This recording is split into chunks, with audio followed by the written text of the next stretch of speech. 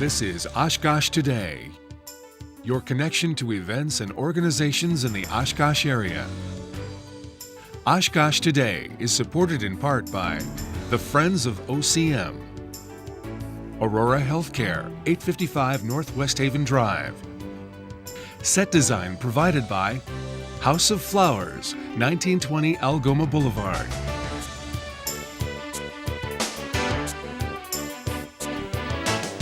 Hello everybody and welcome to Oshkosh Today, a chance for you to take a look at what's going on in your city. My name is Emily Mikowski, your host, and we have a great, fun, festive show lined up for today, starting out with the Payne's magical event, The Nutcracker in the Castle. After that, we'll take a look at the reason for the season with Martin Luther Church and their unique live nativity. We'll get a bird's eye view of our favorite holiday with EAA's upcoming event, Christmas in the Air, and after that, we'll take a look at a little field trip I got to take to Miss Oshkosh in her element. The Lakeshore Lions Club is in the studio today to tell us a little bit about who they are.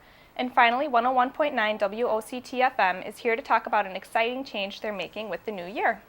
So that being said, let's get to our first guest. We have Trina Wolt in the studio today from the Payne Art Center and Gardens to talk about the Nutcracker in the Castle. Thank you for joining us today, Trina. Oh, we're excited to be here. Yes, and it's a huge event. It happens every year. Can you first tell us how long the event's been going on? When did it start? Yes, this is the 7th year for the event, and it's becoming a tradition for many families, and for a lot of people, it's the first time they are going to see the Nutcracker in the Castle. Mm-hmm. And what's the date that they're having their grand opening this year? We open on Friday, the 22nd, Okay. and we have the mansion transformed into a castle, and we've decorated 70 elaborate trees throughout the mansion, and we tell the story of the Nutcracker. Wow. And so there's a lot of different ways that you can enjoy this event. Can you tell us a little bit about each way? Yes, there are the self-guided tours that you can take every day from 11 a.m. to 4 p.m. And then we have the candlelight tours that happen on Wednesday and Friday evenings, and we dim the mansion lights so the trees really glisten, and you walk through the mansion with the electrical candle. So that's a really fun way to see it. And then finally, the most spectacular way to see it is with the guided tour with the live actors, the string quartet, and the ballet dancers from Valley Academy of the Arts. Okay, and so what's opening on November 22nd are the self-guided tours? Yes, correct. And then the guided tours start on Saturday the 23rd. Okay, and I know you said that there are 70 Christmas trees decorated. Yes. Where do you find all these trees? Oh my goodness, we have a wonderful creative team that comes together. Came together with the creative design 7 years ago, and with volunteers and staff members, it takes about a month to put these together. So the creative ideas come from all different angles, anything from an all gold room to the land of sweets. So really, most of the trees are inspired by the Nutcracker story. Okay, how many rooms are decorated? 20 rooms are decorated, and this year we've added the conservatory with the new exhibit or new area, which is the Sugar Plum Fairies Cupcake Factory. Okay, can you tell us about that? I know you brought some cute little props too, but Yes. what can we expect in the Sugar Plum Fairies Cupcake Factory? Well, we've transformed that into a Sugar Plum Fairies, kind of like a forest cafe, and we have a very special hostess there, the Sugar Plum Fairy, who will be spinning around in the room and helping to serve the hot cocoa and cupcakes. The hot cocoa and cupcakes will be $5. We're featuring Tamara's Cupcakes, and it's unlimited hot cocoa.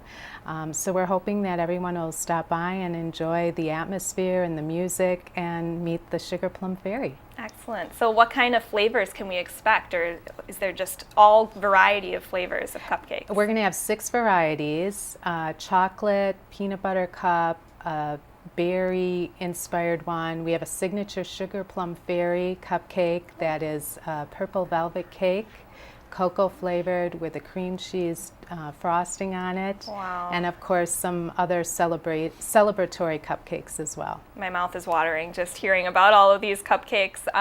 So this is such a big event. It seems like you would have to take on extra people to be working at this Nutcracker in the Castle. How many people are working throughout the season here? It takes about a month to decorate the mansion, so we have both volunteers and seasonal help, about 70 when you count the actors, musicians, ballet dancers, cupcake factory workers.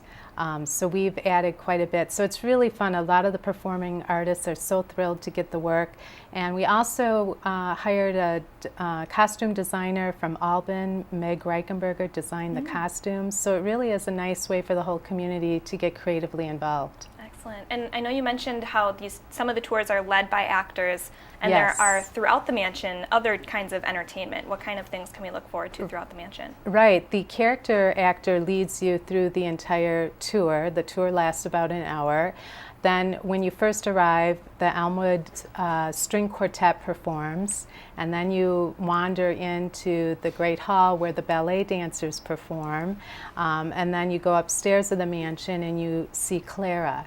I don't want to give away all the secrets, so you can be surprised when you come through the tour, but it's really a mesmerizing play in motion, and you really move from room to room as the scenes change. Rather than the scenes changing, you move along through the castle and see the next chapter of the story. Yes, and you kind of get told the Nutcracker story throughout the tour. Yes, yes. And another option is the candlelit tour, which is that on your own, or do you have a tour guide for that one as well? That is self-guided, and it's, as I mentioned earlier, it's a battery-operated candle, and so you can go at your own pace. It's fun. We have big storybooks, wonderfully illustrated, that guide you through the story. So what's nice about that is just kind of having the experience of being in the mansion when the lights are dimmed, and then of course the Christmas tree lights just are glistening and just really beautiful. So it's a different way to enjoy the environment and the story. It sounds like you really can't go wrong either way that you see the tour. They're both so unique and special in their own way. Yes, they truly are. And now it really seems like there's always something going on at the Payne. So, and I know you said that you have memberships available, which might make a nice little Christmas gift as well, if you want to tell us about that. Sure. Obviously, the Payne membership gives you the enjoyment of the programming and the exhibits all year long. We're very excited. Our next big exhibit is going to be Matisse, and we are going to continue educational programming. We have the Family Discovery Gallery, which has programming for children on every Saturday. We are going to continue having lifestyle programming with fashion shows. We just had Patricia Wells, a French chef, here a few weeks ago, which people seem to really enjoy, and we'll continue to be providing that programming. And so it's the gift that keeps on giving all year round, and you can get an individual membership or you can get a family membership, and both of them right now come with additional guest passes. Excellent. So where can we find more information about the Payne, and where can we make reservations for the Nutcracker tours? Thepayne.org, which is our website, or you can call 235-6903 to make reservations.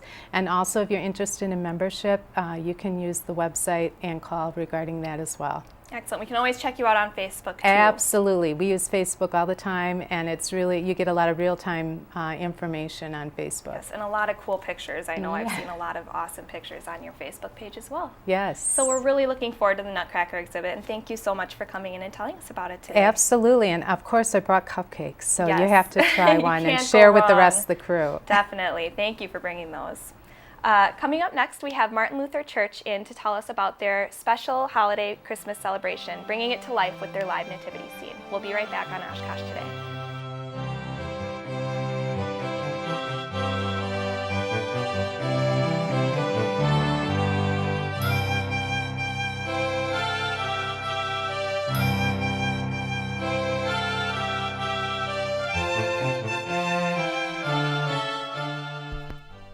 Take it slow, take it slow, take it slow.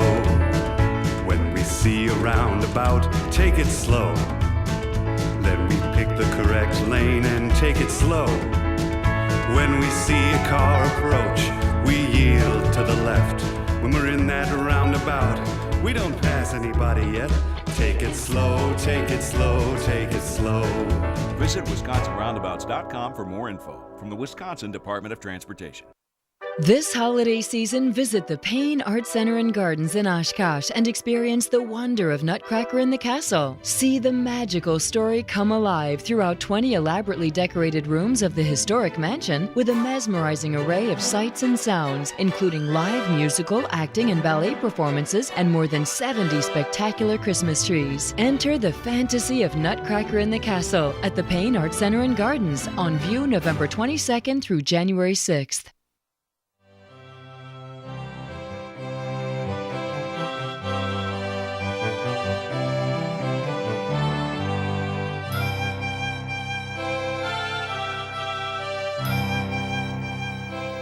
thanks again for joining us on Oshkosh Today. And now we have the Martin Luther Church Live Nativity representative in the studio, Naomi Struess. Thank you so much for coming in today, Naomi. Thanks for having me. So first of all, what exactly is a live nativity? Well, it's kind of like the nativity scenes that you set up in your home, where you have the stable and the manger scene. And what we've done is we've made them real live characters where you get to come and see the true meaning of Christmas, the story of Jesus' birth. Okay, so it's kind of the whole story throughout the whole thing. Exactly. Okay, how did Martin Luther Church begin hosting this kind of event? It started about 3 years ago. Someone came in and donated just a couple boxes of costumes, and we got very excited with some pretty grandeur ideas of how we were going to put on this event. And by the time we opened up the box and found out that they were children's costumes, we were kind of already had the ball rolling, so we had to keep going. But we have lots of volunteers and excited members to get this done.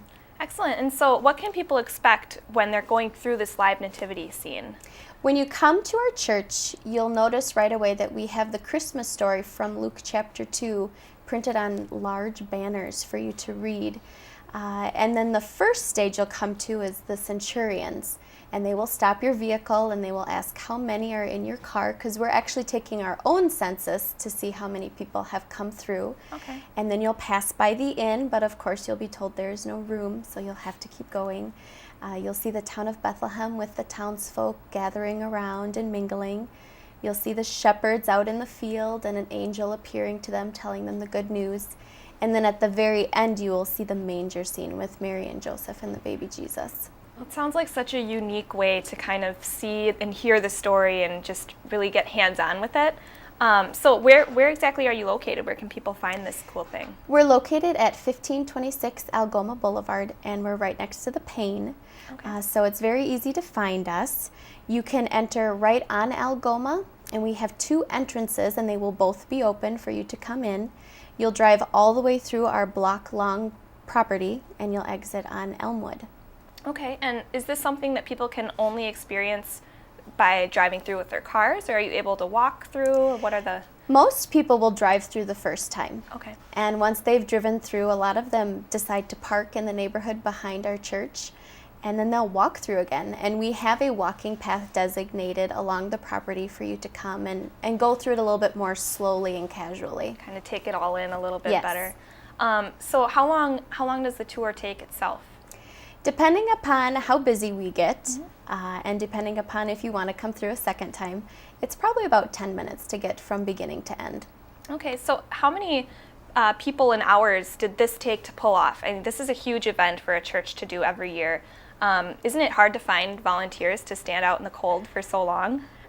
Our process actually started in January this year. We had a review meeting to talk about, how we did last year and how we can make improvements for this year's event. But we have so many talented people in our congregation, seamstresses and artists and builders and electricians, that even though it's a lot of work, it seems to come together pretty easily. Okay, and how many visitors come each year? I know you said you have the centurions in the beginning keeping track, so what's the census? The first year we had just over 600 people drive through, and we were pretty excited about that. Last year we had over 900, and so this year our goal is to get over 1,000. Wow, that's a lot of people. And so what are some of the reactions that you receive from people that go through these tours? We've had some people send us letters of gratitude for taking the time to tell the true meaning of Christmas. But most often when people have come through, they're just excited that this is something that they can bring their families to, and it's free. It's free? There's no cost involved. Wow. Why isn't there any admission involved in the event? This is one way our congregation can give the gift of the true meaning of Christmas to the community. And we have lots of people who come to the end and they want to give a gift to show their appreciation, but it is not required. Wow, that's amazing. And so if you want to just tell us when exactly the Live Nativity is going to be taking place. This year's Live Nativity will be on December 7th, which is a Saturday, and we're running from 4 to 7. However, if we see that there's a long string of cars at 7 o'clock, we will keep going to make sure that you get a chance to see it. Okay, and we've got a few minutes left. Do you want to kind of tell us a little bit about what's your favorite part of the tour? Or are you involved in the tour itself, or What's your favorite? I mean, you've been experiencing it for a few years now. What's your favorite part? Well, you won't see me until you get to the very end. I will be the one at the end passing out candy canes and some information about our church and the services fun job. we have coming up. Yes, so if you see me, I'll have a red bucket and stop by and say hi. I love seeing all the children we get to put on costumes and to participate in this. And it really is something that our congregation can do as a family. And so when you come through, look for the kids, look for their smiles, look for the joy that they have on their face, because they really are excited to share this message with you. Yes, and I also understand just from past pictures that we have animals in the tour as well. What can you tell us about that? We do. Every year we kind of go back and forth. Do we want to have live animals walking around or do we not? It really depends upon if we have members who have access to animals. This year I think we'll have some calves and some goats, but it's not a petting zoo, so we ask you to just watch and move along, but we'll see. Yeah, a lot of things to look forward to. And if you want to just recap once more the location and the time of the tours. Very good. We're located at 1526 Algoma Boulevard. We're right next to the Payne. And we will be having our show this year on Saturday, December 7th from 4 to 7 p.m. And completely free of charge, which is just amazing. Completely free of charge. Come and enjoy it once or twice. Yes. Well, thank you again so much, Naomi, for coming in and telling us about this really unique kind of tour that people can come and see the reason for the season. Yes. Up next, after this short break, we'll talk with EAA about their Christmas in the Air event. We'll be right back.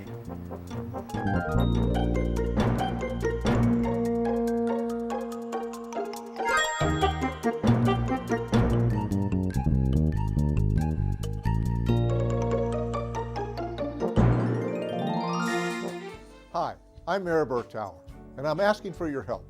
The city has several boards and commissions that play important roles in just about every aspect of local government. Whether it's the Parks Board or the Landmarks Commission, these and other boards act as a forum for citizens to address their concerns and questions about Oshkosh city government.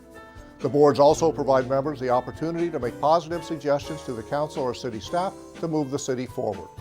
So here's where we need your help. For our city to work effectively, we need active citizen participation. Many of our boards and commissions currently need members. We're asking for just a few hours of your time each month to serve on one of our boards or commissions and help to ensure a strong democratic process. So please consider serving on a city board or commission.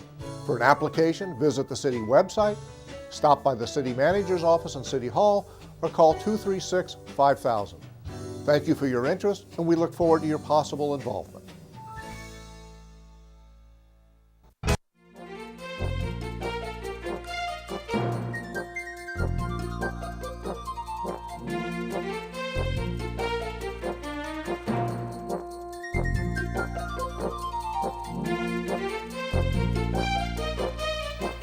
Thanks again for joining us on Oshkosh Today. And now we have Mary Ann Dilling in the studio from EAA to tell us about the EAA Christmas in the Air. Thank you so much for coming in today, Mary Ann. Thank you so much for having us. We really appreciate it. Yes, and why hold an event such as Christmas in the Air? I know you're famous for the Air Venture and a lot of other events, but I've never heard of anything Christmassy coming from you guys. So why hold this kind of an event? Well, we actually do it to give back to the community. You know, they support us year round, and especially that week when we have 500,000 people coming in. So it's just a way for us to partner with different businesses and then also to give back and create an event for our community. Excellent. And what's the history of this event? How long has it been going on? It has been actually going on for 30-some years. Really? Yeah. It was actually started because Paul Poberezny, when he built the museum, he decided that we should have an open house, and it was right around the season. And that was the beginning of Christmas in the Air. Yes, and 37 years later, here we are. So how is this kind of an event supported? I know you said this is your way to kind of give back to the community. So where does the support come for this event? We actually have sponsors too, which is very helpful. Oshkosh Corporation stepped forward right away, and they're our presenting sponsor. And we also have Rasmussen College and Generex, and then also Arena Americas. But you know, we really just see it as an opportunity again. And so what we decided to do this year for the first time ever is we're asking the community when they come out, bring a canned good. And let's fill our pantries over this holiday season so everyone can have a fabulous Christmas. It's an excellent idea. And so what can we expect at this event? For someone like me who's never heard of it, what what do we do here? Well, it's actually a free event, which we do love. And it's every single type of entertainment. We have so many Christmas programs going on, and now it's an opportunity for them to perform again. The high schools and, you know, the clubs, and also the dance studios, they come out and perform. We also have storytelling that's done by some of our actual EAA staff. Oh, wow. So some of the Christmas favorites will be there, so you can come and see, you know, 'Twas the Night Before Christmas or The Grinch That Stole Christmas. And then also there is going to be an area where you can write letters to Santa Claus. And so that's another area for the kids to have some fun. And of course, Santa is coming in via helicopter.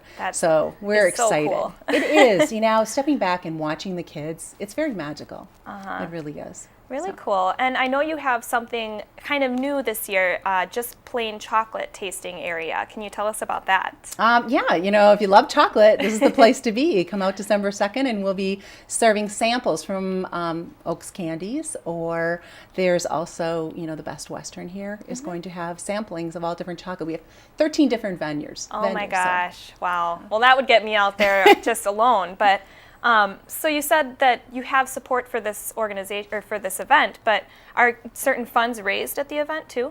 No, it's completely free. So the only thing that we do is, like I said, the canned good. We're also going to have a giving tree, so you can take an ornament off. And, you know, I always have fun with that with my kids, and we go out and we pick the exact same age as my children, and we buy a gift, and it's a way of teaching them, you know, it's a good time to give back to the season. Sounds like a lot of really cool things for the kids at this event. Are people also able to kind of go through the museum and see some of the exhibits as well? It really is. It's completely open. It's from 3 to 8. And you get to experience all of the wonderful, you know, airplanes, and, you know, we are known for aviation. So, and the exhibits. So definitely stop out. We also, like I said, it's really unbelievable. We have Nina going to be there, Oshkosh, Winneconne, just a lot of great performers. Okay.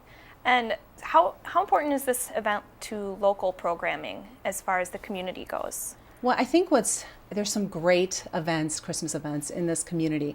But what's nice about this one, it is free. So families of any economic background can definitely, you know, just enjoy and make memories together and share the season.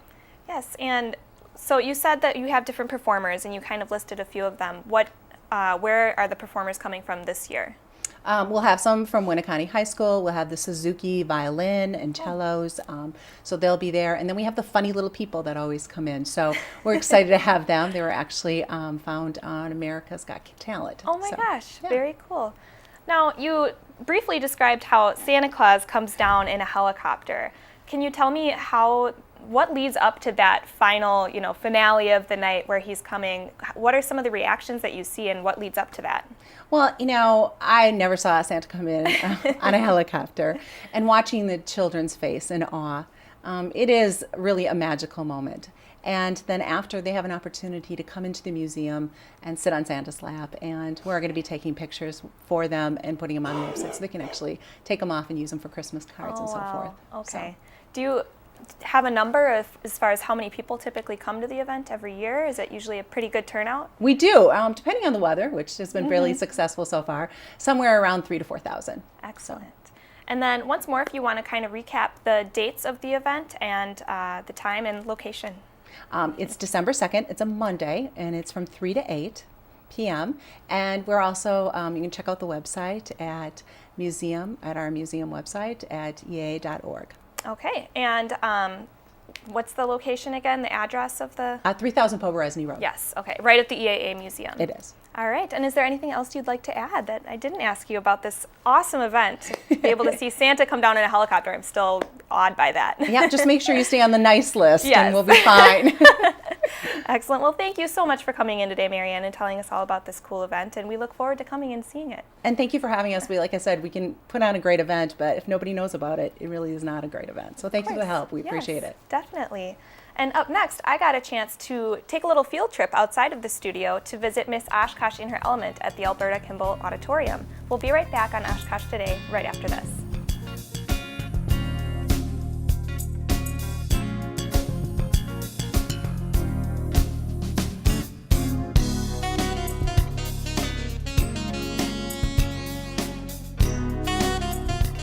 This holiday season, visit the Payne Art Center and Gardens in Oshkosh and experience the wonder of Nutcracker in the Castle. See the magical story come alive throughout 20 elaborately decorated rooms of the historic mansion with a mesmerizing array of sights and sounds, including live musical, acting, and ballet performances and more than 70 spectacular Christmas trees. Enter the fantasy of Nutcracker in the Castle at the Payne Art Center and Gardens, on view November 22nd through January 6th.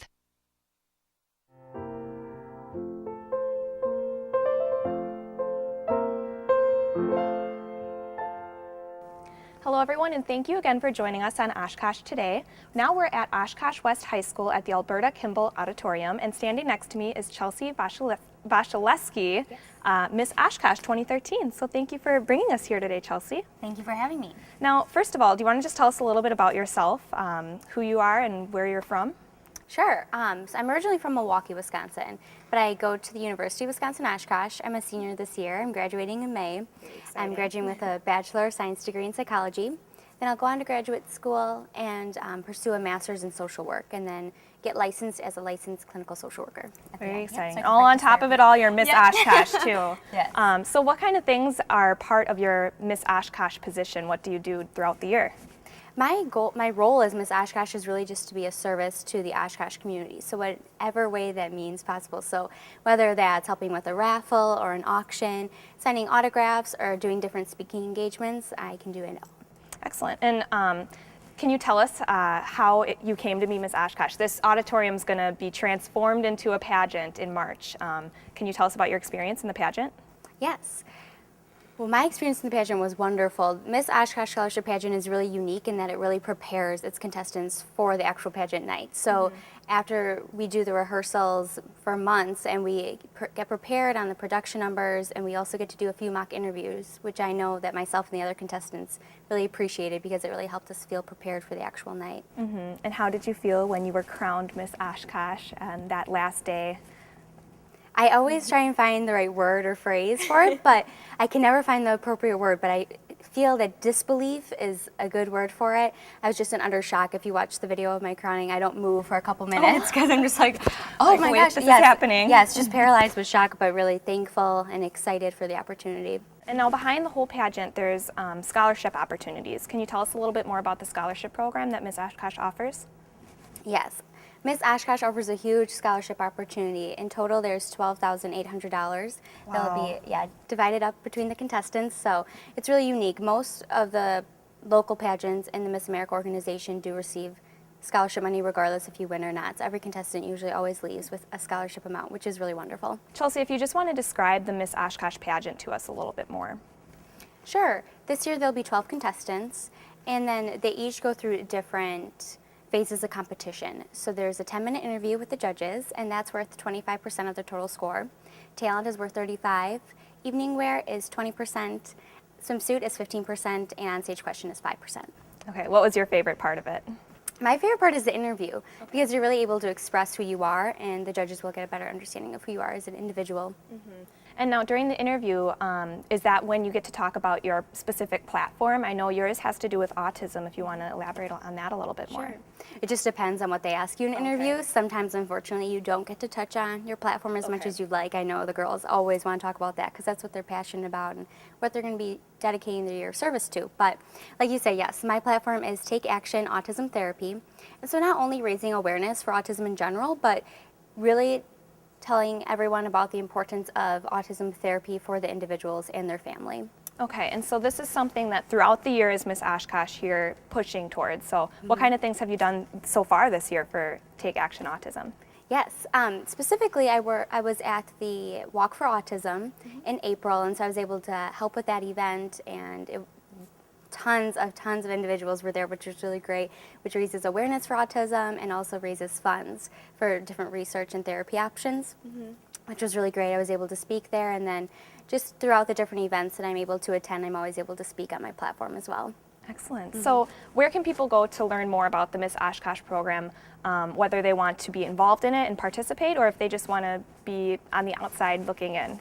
Right. We have our own website, the Miss Oshkosh Scholarship website, as well as a Facebook page, and we do have a Twitter account as well. Excellent. So there's a lot of different platforms that Yeah. people can go and A lot check of it different out. outlets. Check it out. Okay, so if you want to recap once more the date and time of first the informational meeting. The informational meeting is November 17th at 4 o'clock at Bethlehem Church. The actual pageant is going to be on March 1st at 7:30, and it will be here at the auditorium. And you'll be crowning the next Miss Oshkosh 2014. Yes. Excellent. Well, thanks again so much for bringing us out No, here today, thank you. Chelsea. And we'll be right back with more on Oshkosh Today right after this. Stay tuned.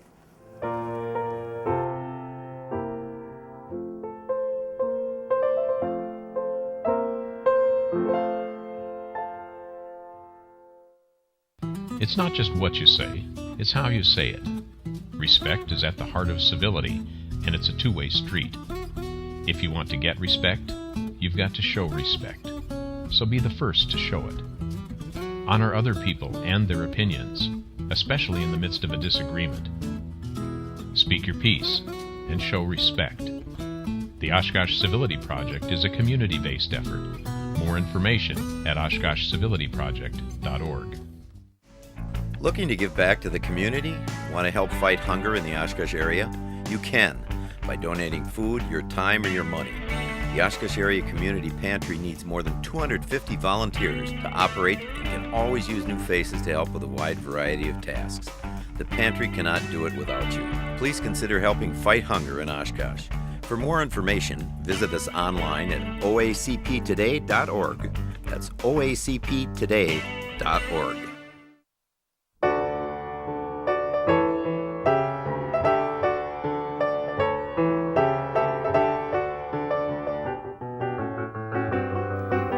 Thank you again for joining us on Oshkosh Today. Now I'm joined by Shirley Schmidt from the Lakeshore Lions Club. Thank you for joining us today, Shirley. Well, thank you for having me, Emily. Now, first of all, can you just tell me a little bit about Lions Club in general? Where did it start? Well, actually, it started in 1917. Wow. By a guy named Melvin Jones, and he wanted to serve and reach out to people, help people where he could. And that's why our motto, we serve, that's where that comes from. And we do like to serve, and we have fun doing it too. Okay, and so it's not solely an Oshkosh organization? No, it's international. Okay, so it's all over the world, all over the world. Wow. We help with disasters, tornadoes and the thing over in the Philippines and all over. International goes everywhere. And our little corner of the world here is, our little Lions local group. So who exactly are the Oshkosh Lakeshore Lions? We're a diverse group. We come from all walks of life. Mm-hmm. We have, a lot of us are retired now. I'm a retired masseuse. We have a retired insurance man. We have retired college people. Oh. We have people who work too, at the Winnebago mental health and just all over. All kinds of different backgrounds. So what's the purpose of the Lakeshore Lions? I know you said you serve, but really, what are some of the projects that you've been working on lately? Well, we just finished ringing bells Okay. for our Salvation Army. And, it got cold yesterday afternoon. It was cold, especially with all the wind. 5 o'clock, that wind came up. It was cold, but it was a good project to do, to help out the Salvation Army. And we do eyeglass screenings. Many times we get calls from the schools. The kids fall between the cracks. Oh. And don't, have the income. And the teachers will say, they're having trouble with their eyes. And so we have a doctor who will do screenings, and we furnish eyeglasses for them. We do a lot of that. We help with hearing. We help with the Lions Camp. There's a Lions Camp in Rochhold, Wisconsin, where every summer they do things with, they have a week for blind adults, blind children, deaf children, diabetic children, and we do diabetic screenings. So we reach out wherever we can. A lot of different ways. Mm-hmm. Now, you do all these different things to help people, like the eye screenings, the hearing, and all of these kind of things. How do you raise money to help to back up these causes? Well, sell cat cards. Okay. We worked at the pub crawl. We sold pork sundaes. Ooh. Pork sundae. You put pork in the bottom of a cup, and then you put pork and beans, and then coleslaw. That's a pork sundae. And they drink enough beer, they'll eat it. We do roses. Right after Christmas, we start our rose campaign, and they're beautiful. Dozen roses for $15 delivered to your door. Oh, wow. You just, we have posters and cards, and they can always call me. My number is 920-235-8138, and I'll be happy to take their orders. All right. And also, if they have donations, they can. We'd be happy to accept those too. We don't mind. Any help is always accepted. Yes, we do art in the park. We sell strawberry shortcake and ripper floats, and at the arts for the park. We have the racetrack. We do 50-50 raffle at the racetrack, and I'm probably leaving out something, but those are. So you guys are busy, that's yes, to say the least. So how can someone join if they want to become a Lion? Oh, we'll be happy to invite anybody.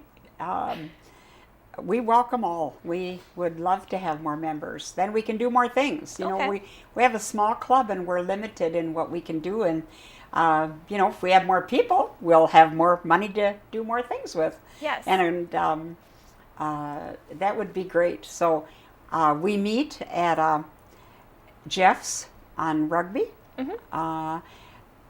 We meet the first and third Tuesdays from 7 to about 8:30, 9 o'clock. And you can have a meal, but it's optional. You order off the menu, and then that's where we have our meetings and discuss what we're going to do and all of that. All right.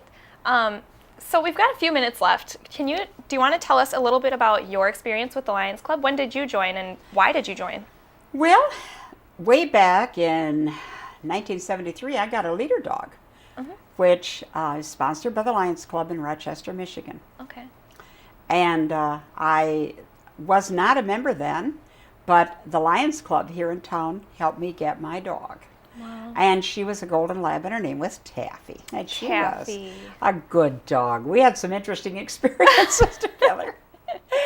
Because I always was used to walking with people, and so I didn't sometimes know where I was really going. And unless you direct the dog, you're liable to go anywhere. I loved her. But she had a stroke finally, but I had her 12 years. And then I started ringing bells with one of the Lions members, and decided, I'd like to belong to the club. And I wondered how I could do that. I mean, I wondered if there was anything I could do, and he laughingly said I could be the designated driver. Well, but I help sell things, and I make phone calls when we, need to have phone calls made, and you're here promoting. And I'm here promoting. That's right. I'd say that's a pretty important job. And so we, and it's a great group of people. I think you'd like us if you came and tried us. Yes. And how many members do you currently have right now in your group? Around 15. Okay, so a pretty decently sized group here in Oshkosh. And we have a pole. A decorative float at the Oshkosh Museum. So if you drive by, we have a nice Lions float out there. Yes, and I did see a picture of it. It's beautiful with all the lights on it and the greenery. Yeah, I guess it is. Everybody says it's really nice. And one of our Lions members did that. All right. And so we've got about a minute left. So if you want to once more just recap for me the information that people can look for if they want to join. Sure. Remember that it's the first and third Tuesday, and it's at Jeff's on Rugby, 7 to about 8:30, 9 o'clock. And you can always call me at 920-235-8138. And if you want to send donations, you can send a check in care of Oshkosh Lakeshore Lions, and you can send it to Shirley Schmid, SCHMID, at 1406 Spruce Street. And we also, or you can call Tom Klabundy, his name is on the brochure too, I think, at 920-252-0791. Lots of different ways to get in contact, Yes, as well as and we'd I know love you to have all of you. just So. recently got a Facebook page as well, so people can also go there for more see, information. there was something I forgot. Yes, Yes. we're on Facebook too, and one of our Lions members put that together. All right. So we all tried to work together. My good friend Ed Alt brought me today. He was my chauffeur, and he helped get the thing together and the questions, and And it's just really inspiring. So we how all much work you together. Work together, yes. Yeah. So thank you so much for coming in today, Shirley, Thank and you, telling Emily. us about your club. Up next, our final guest, WOCT, will be here to tell us about some exciting new changes that they have coming up with the new year. We'll be right back on Oshkosh Today.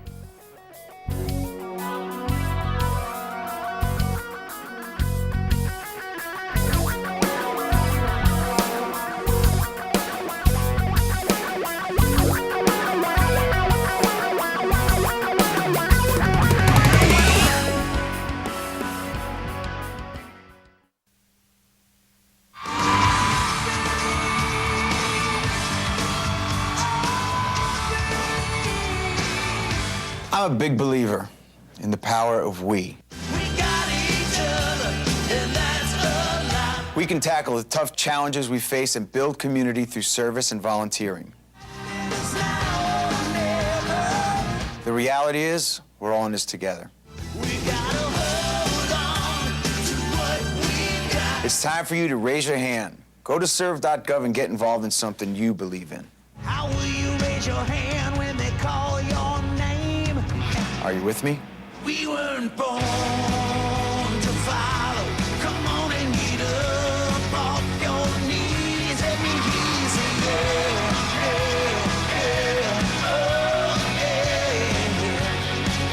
Let me hear you say yeah, oh.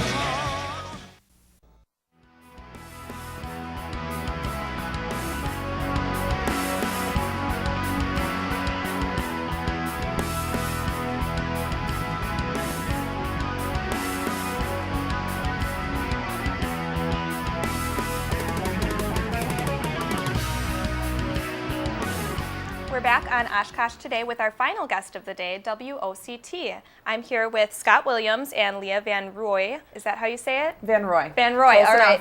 right. But thank you so much for coming in today, guys, and telling us about some exciting changes that's happening with the radio station as well as the station in general. So, Scott, first off, for those of us that don't know, can you just tell us a little bit about 101.9? Sure. WOCT 101.9 FM is a local low-power radio station.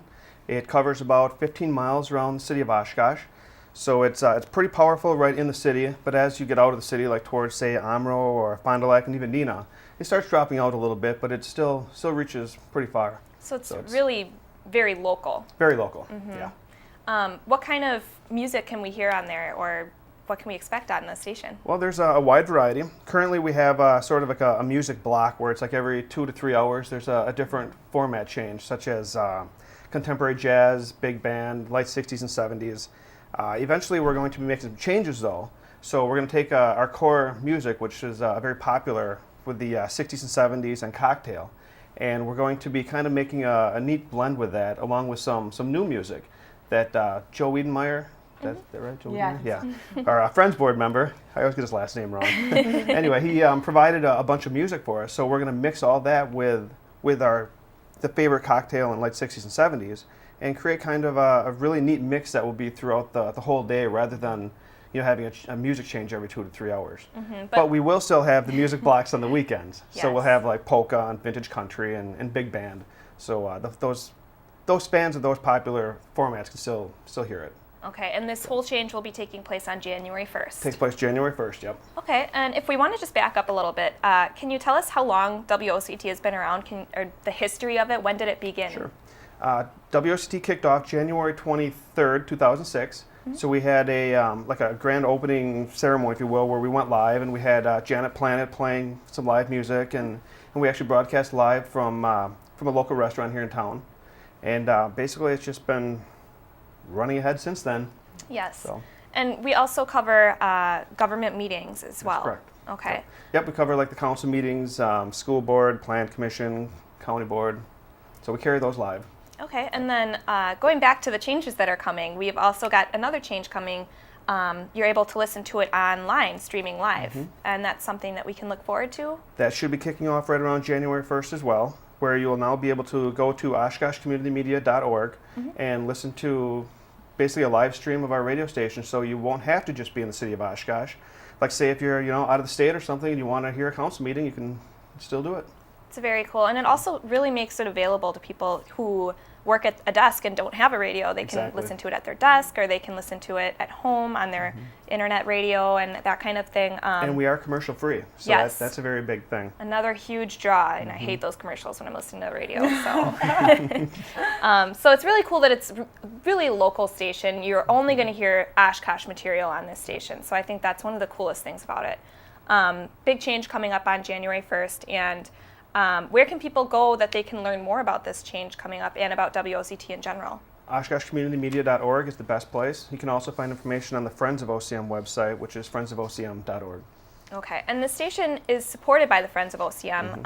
Leah, I don't know if you want to tell us a little bit more about the organization. You're a member of the board, so. Yep, I'm one of the board members of the Oshkosh Community Media Services, and we're a nonprofit group, and basically we're just here to support the community media out there. So the radio or television, whatever it may be, we're there to help with programming support or promotional support, just to try and help make it the best it can be for Oshkosh. Yes, and I know right now we're very busy with getting this change, the word out about it, and getting our marketing efforts out there, which you've had a lot of help with. So yeah, we're really excited for the change coming up in January. It's going to be a great mix of music that people will be able to listen to, and it's going to be great because it'll be that great eclectic mix throughout the entire day. So perfect for businesses to be playing if you have an office or something like that. It'll be something for everybody, and so that's what's so great about it. Kind of the idea where you don't know what you're going to hear next. It's really a cool variety. But what's wonderful about what Scott has been doing and the board and things is working to find the best compilation of all of the different music, so that it's not like an abrupt switch. You're not going from a big band to something else, which I think was what we had a problem with before, where now we had the blocks that it was hit or miss if you found something that you necessarily liked. But now we've got music that's going to just go really well with each other and be a really great thing to listen to throughout the whole day. Really easy listen. And now this being a community radio station and the Friends of OCM, a nonprofit group, support's always needed. So what are some ways that people can help out and support the Friends of OCM and OCMS? Sure, yeah. You can go to actually the friendsofocms.org, and you can find some volunteer options there, or for donating, things like that. We can always use support. But our main and most popular fundraiser is the OCM card. So that's $10, and nonprofits sell it, but it's also available at Hardee's and Two Brothers, so that you can go there and pick up the card anytime.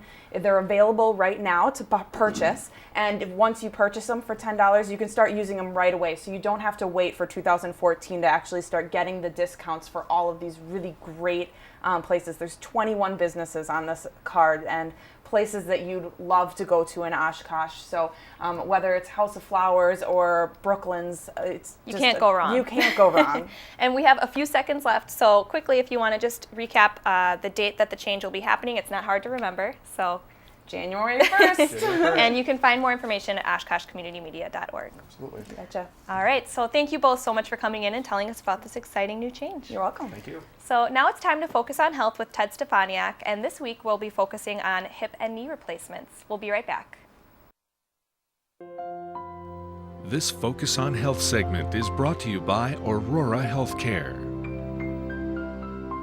Hello and welcome to Focus on Health. I'm Ted Stefaniak. Today we're at the Aurora Medical Center in Oshkosh. We're going to be heading up to the orthopedics unit. We're going to be speaking with Dr. Joel Clare. He's a surgeon, and he's going to be letting us know the latest advancements in both knee and hip replacements.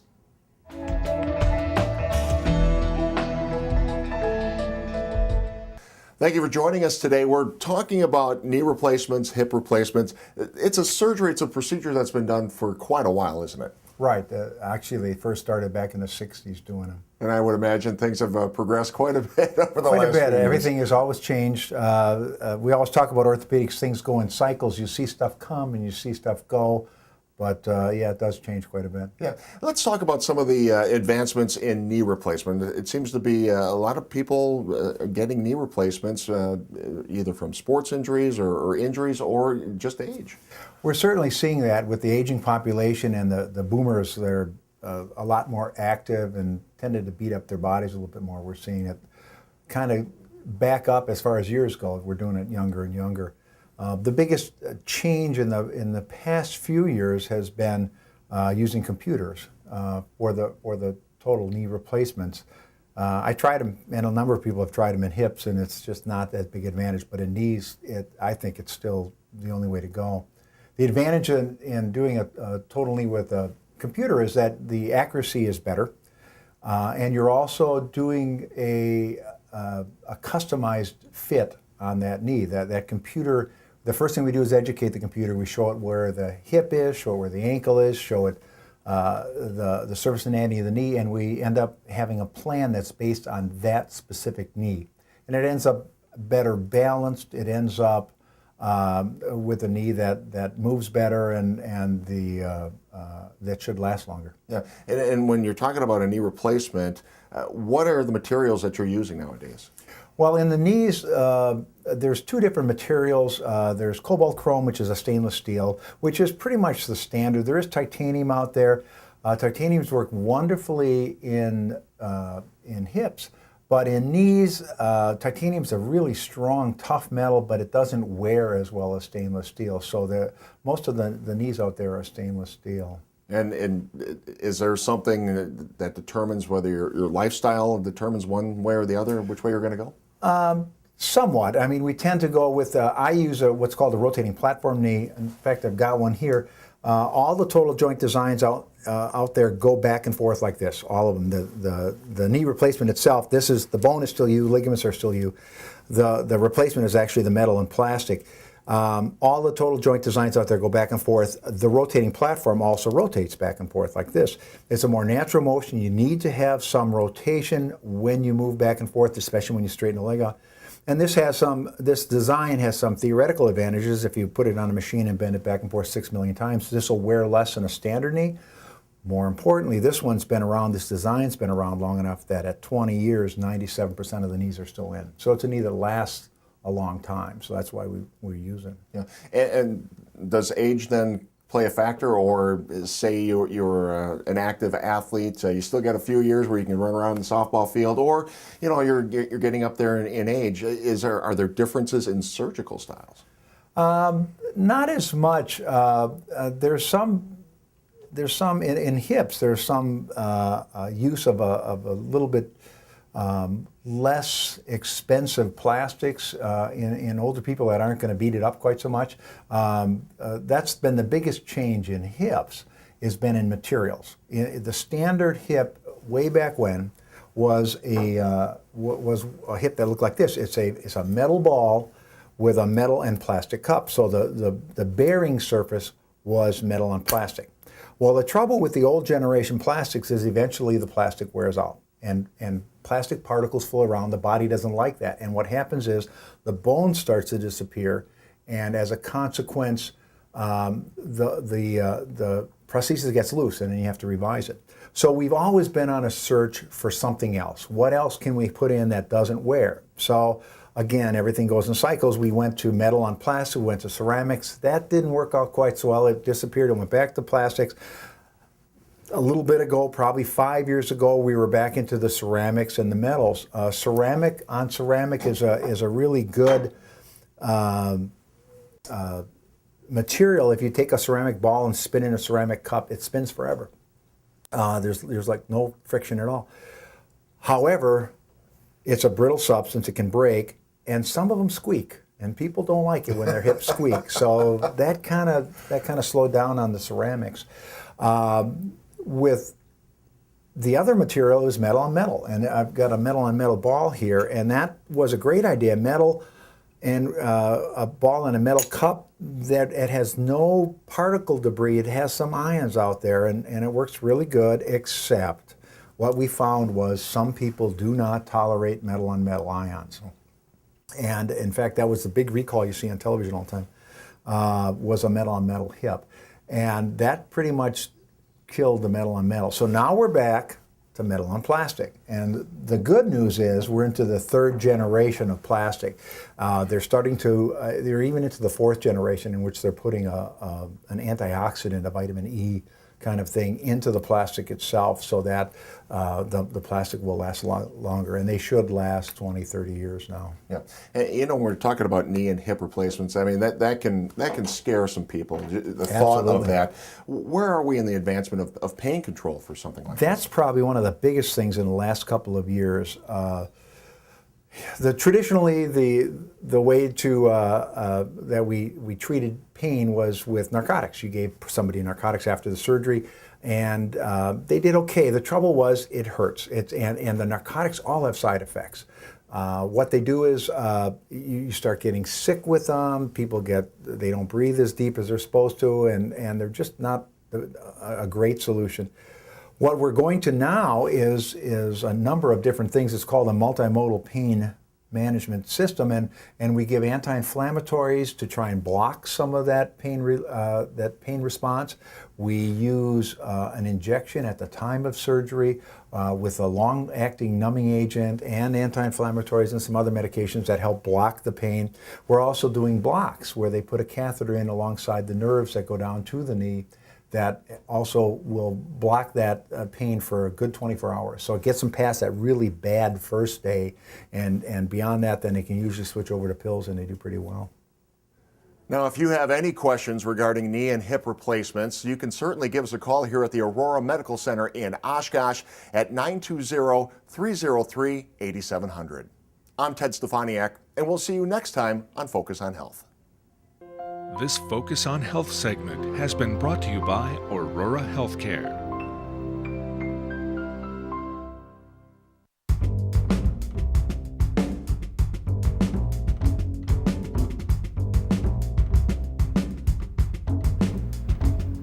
Thanks again, Ted, and it looks like that's going to conclude this episode of Oshkosh Today. Make sure you tune in to CATV2 for all of your community programming. Check us out at oshkoshcommunitymedia.org for replays of your favorite shows. You can also go to YouTube and share them with your friends.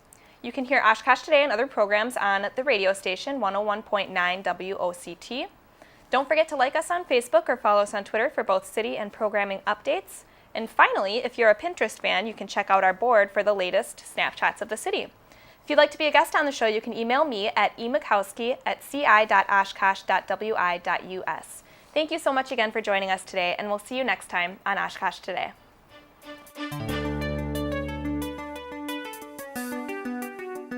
Oshkosh Today was supported in part by the Friends of OCM, Aurora Healthcare, 855 Northwest Haven Drive. Set design provided by House of Flowers, 1920 Algoma Boulevard. To find replay times for Oshkosh Today, to be a guest on the show, or to watch online, visit our website at oshkoshcommunitymedia.org.